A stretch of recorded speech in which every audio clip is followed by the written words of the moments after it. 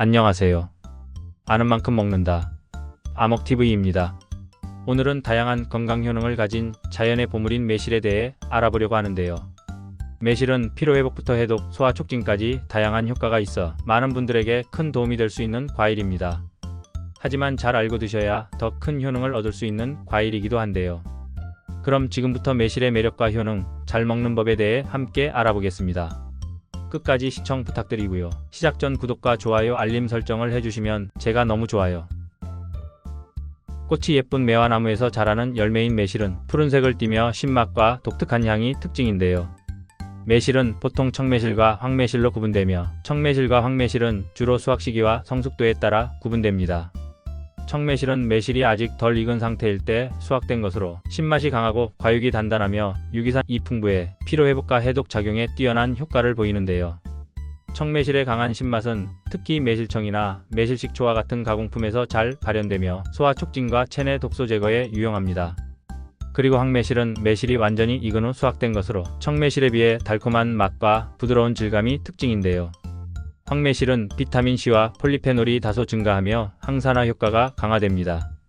또한 황매실은 간 기능 강화와 장 건강 개선에도 효과적인 것으로 알려져 있으며 매실주나 매실잼 등 다양한 가공 제품에 활용되는데요. 청매실이든 황매실이든 매실은 건강에 유익한 다양한 성분을 함유하고 있으며 우리의 건강에 큰 도움을 줄 수 있습니다. 그럼 지금부터 매실의 어떤 성분이 우리 몸에 어떻게 도움이 되는지 알아볼 텐데요. 매실은 오랜 역사를 가진 건강한 과일로 여러 면에서 우리 몸에 유익한 효과를 제공합니다. 매실의 주요 건강 효능에 첫 번째로 피로해소 효과를 들 수 있는데요. 매실에 포함된 유기산은 에너지 생산을 돕고 체내에 축적된 피로 물질을 빠르게 제거하는 데 중요한 역할을 합니다. 특히 시트르산은 신진대사를 촉진시켜 피로를 덜어주는 효과가 뛰어나며 운동 후에 피로회복에도 탁월한 효과를 보이는데요. 이를 통해 매실은 피로를 자연스럽게 해소하고 일상적인 에너지 부족을 보충하는 데 도움을 줍니다. 또 다른 매실의 건강 효능으로 강력한 해독 작용을 들 수 있는데요. 특히 간 기능 향상에 큰 도움이 됩니다. 간은 우리 몸의 주요 해독 기관으로 매실에 포함된 폴리페놀과 유기산이 간의 기능을 향상시키고 체내에 쌓인 독소를 효과적으로 배출하는 데 도움을 주는데요. 이를 통해 매실은 간을 강화하고 전반적인 해독 기능을 돕는 자연적인 식품이 됩니다.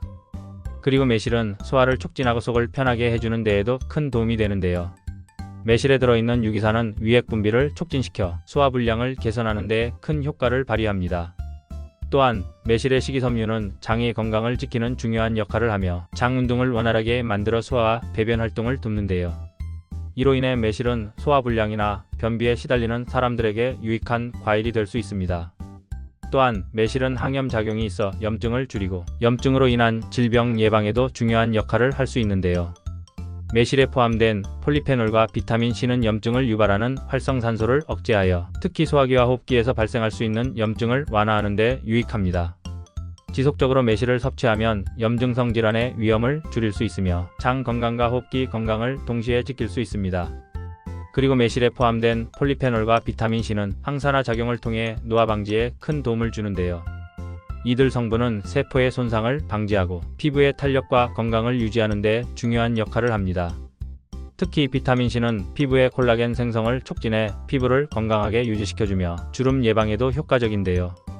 또한 항산화 성분들이 자유 라디칼을 억제하여 노화와 관련된 여러 질병의 예방에도 도움을 줄 수 있습니다. 이처럼 매실은 피로회복, 해독, 소화 촉진, 항염, 노화 방지 등 여러 측면에서 건강에 매우 유익한 효과를 제공하는데요. 매실을 꾸준히 섭취하시면 몸을 건강하게 유지하는 데 큰 도움이 될 수 있습니다. 하지만 매실은 아무렇게나 섭취하셔서는 안 되는데요. 매실을 섭취할 때 생매실에 포함된 독성을 주의하셔야 합니다. 매실의 씨앗에는 아미그달린이라는 물질이 들어있는데 이 성분은 체내에서 분해될 때 청산 배당체를 생성하는데요. 청산 배당체는 독성을 지닌 물질로 과다 섭취할 경우 복통, 구토, 어지럼증, 심한 경우에는 중독 증상까지 유발할 수 있습니다. 특히 생매실을 깨물어 먹거나 씨를 부수어 먹는 경우 독성이 더 쉽게 방출될 수 있어 위험한데요. 때문에 생매실을 그대로 먹는 것은 절대 피해야 하며 반드시 적절한 가공 과정을 거쳐 섭취하셔야 합니다. 매실은 가공, 숙성하는 과정에서 독성 물질이 자연스럽게 분해되거나 무해한 형태로 변하게 되는데요.